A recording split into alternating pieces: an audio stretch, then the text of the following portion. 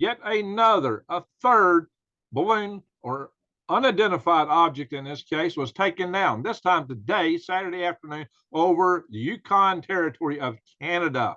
So we had the one, a balloon with a big truss structure underneath it and giant solar rays that was taken down over South Carolina that we know was from China. An unidentified car-sized object was taken out over Alaska, off the waters of Alaska. Now a third one, which apparently transited over northern Alaska, was taken down over the Yukon Territory in Canada, over the Yukon. This was at the request of Canadian Prime Minister Justin Trudeau. He called Joe Biden and consulted with him about this. They both agreed to take it down. And the U.S. F-22, once again, got exercised. So far, the only thing these F-22s have ever taken down is balloons. But this is the third one taken down by an F-22 within just a few days. In fact, we've taken two down in just the last 2 days. And right now, there's yet a report of another balloon, again, over Montana. And it's nighttime.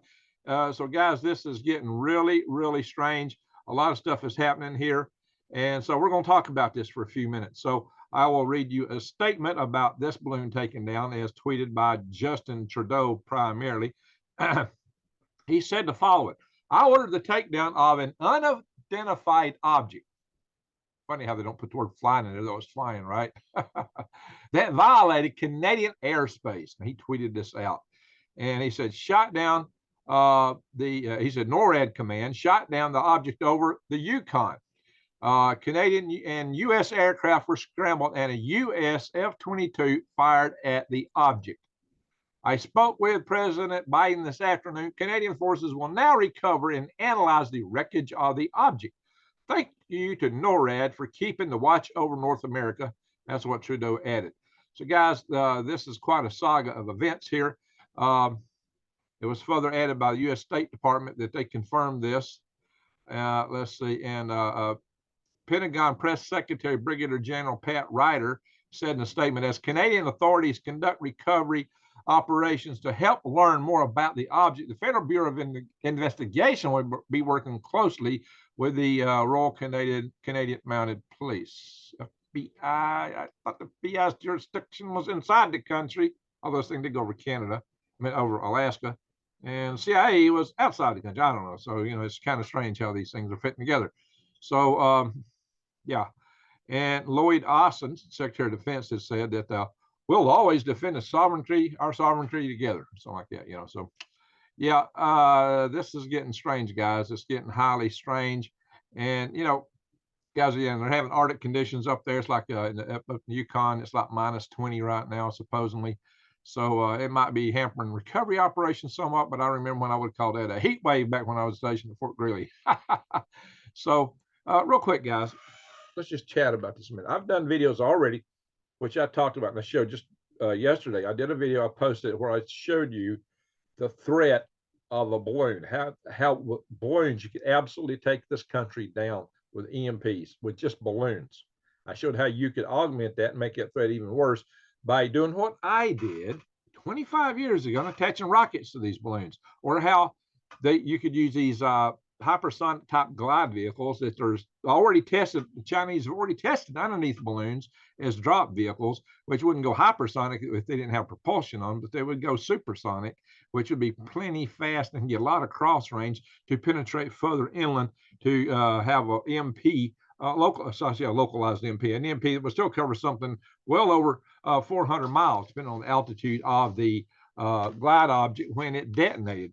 At the 30 kilometers, which is 18.64 miles up, you would have a coverage of 442 miles radius underneath you. That's a huge area.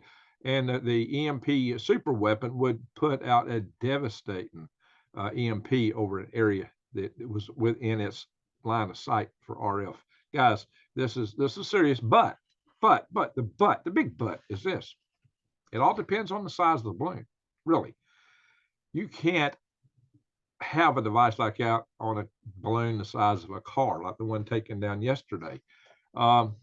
See, that's really strange. Now, that balloon was arguably in aviation airspace at 40,000 feet, as is reportedly the one that's over Montana now. That's really too low for a balloon. you are in aviation space at that point. And a balloon in aviation space should have been taken down by its own flight controls, and therefore it could be ruled a derelict balloon, a threat to aviation, and legitimately taken down. But we should have some way of taking them down besides using expensive sidewinder missiles. That's a bit much. Balloons are pretty easy to pop, by the way. Once you pop it, it's coming down. I say pop, you make some holes in it. If it's polyethylene, you make holes in it. If it's a latex balloon, yeah, you pop it. So just depends on what it's made out of. And yeah, some scientific balloons are latex, but they usually go up all the way to the top and pop on their own because they ascend until they just get so big they can't stand the pressure and they go pop. So these are probably not latex planes because they are staying at float altitude. A float altitude of 40,000 feet is pretty darn low for one of these. So spy balloons, maybe. You could put a decent intel package, a little one on one that's the size of a car, but you're not putting an EMP device and probably not even the best intel device. Here's what I worry about. Maybe they are trying, maybe, of course, somebody mentioned something about a weather balloon that got away from the Aleutian Islands. I heard some discussion about that yesterday. I don't know. We may be a little trigger happy right now. I hope we're not taking down legitimate scientific balloons. While these balloons should be following NOTAMs, notice to airmen, so you'd have some notion of what it is and where it is. And if they're big enough, they should have their own packages on board that will let you know what it is, where it is. But all that said, all this should be size dependent, in size per altitude. As you go up the size, we get bigger for carrying a given weight. And so we should be looking at weights that might carry something that could truly threaten us, for us to be worried about an EMP type device. President Biden apparently he kind of just wrote this off. There's no threat in a statement he made just in the last day or two. But no, that's not the case. But a balloon the size of a car, I have a hard time seeing that as being a serious threat. What I worry about is this. It's hot. Not only might we be over trigger happy, I think that's the case, but we do need to be resolute and pay close attention to monitor vigilantly always balloons that could actually carry an EMP device.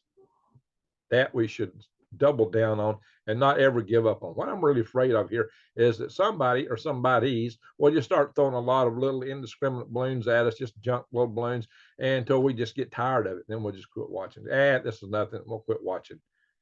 And then the party begins, the real balloon party, except that's not going to be a good party for us. We're talking, that's where we might get an EMP attack. It's somewhere down the road. They throw so many at us, it becomes a wolf. Crying wolf. We get tired of it. We just start ignoring it. Maybe that's what they're trying to do here if they're sending a lot of these balloons up. I don't know, guys. It's not a pretty picture. It's not a pretty picture if we overreact. It's not a pretty picture if we allow ourselves to get dulled to what could be a real threat. I almost want to joke about shooting down something the size of a car and taking down these so-called unidentified objects, and of course ignoring the fact they're flying. So essentially, like the Russians a few weeks ago said they shot down a UFO. But suddenly now we've shot down 2 unidentified objects, which were flying. Nobody called them UFOs. Well, technically, an object that's flying that's unidentified is a UFO. Well, no matter what it is, it could be a paper bag. So I've seen paper bags fly at altitude, by the way. Special black plastic bags in the summertime get overheated and get caught up in a whirlwind. But they're not going to fly too high, I wouldn't think. But yeah, I've seen some odd things, guys. So yeah, I'm laughing about the bag joke and being over responsive. That is kind of funny. But the balloons themselves, the idea that we have EMP weapons, that's not funny. That is really serious. And we've got to not lose focus on that. We've got to be able to calibrate where our focus belongs in this threat matrix. We got to really focus on what is the threat, where is it, and that's what we got to double down on. And it's going to be dependent on the size of the balloon. That size of that balloon, and if we're given altitudes, it's going to go because you need more and more size on that balloon to displace enough air, because the air density goes down rapidly as you go up in altitude. So it takes more size to carry the same weight the higher you go. Maybe 16 cubic foot per pound, or something on the order, more than that. So as you really get up there, it's a lot of volume of air it's needed to displace a payload. So you got to keep that in mind. It also accounts the weight of the balloon is part of it, and even the helium inside are all part of that figuring. What is buoyancy? It's the air displaced, the the weight of the air displaced has to be greater than what you're carrying in your whole package system for it to float, or to equal it for it to float. That's the float altitude where they equal each other, equalize. If you have a float altitude, some balloons, you know, they're set where they don't really have a float altitude. They just go up, and if they're latex until they pop, or if they're a zero pressure balloon, they have vent tubes that will vent excess heat to keep them from busting. Super pressure balloons got to be designed real carefully for a float altitude, though, and these seem to be of that ilk, which is not inconsequential. It takes a little bit of engineering to derive that, but not too much. It's doable. So, guys, this is a potential threat. The balloons themselves are a threat, especially if they're in the size range that could carry these. I'm working up a white paper right now on this topic, but I just want to bring this up because this suddenly just peppering the news, it just don't stop. And it may be that they've decided just to keep tossing these things at us just till we get our senses dulled to the whole thing, because it'll just be inconsequential little party balloons or whatever, just one after another. And finally we'll decide, what are we doing? And we'll just ignore it. I hope that don't happen, but I also hope that we don't just take down anything and everything willy-nilly without taking into account, could it really pose a threat? And what is, there's something over Montana right now, and it may be, and it also could be, we may be on the precipice of something. So what is it? Are they just trying us? Are they trying to see what we're going to respond to? Are they trying to wear us down, dull us out? Or are we at the advent of something? You tell me. Let me know what you're thinking in the notes below. All right, my friends, keep your eyes wide open and head on a swivel. The times we're in are trying.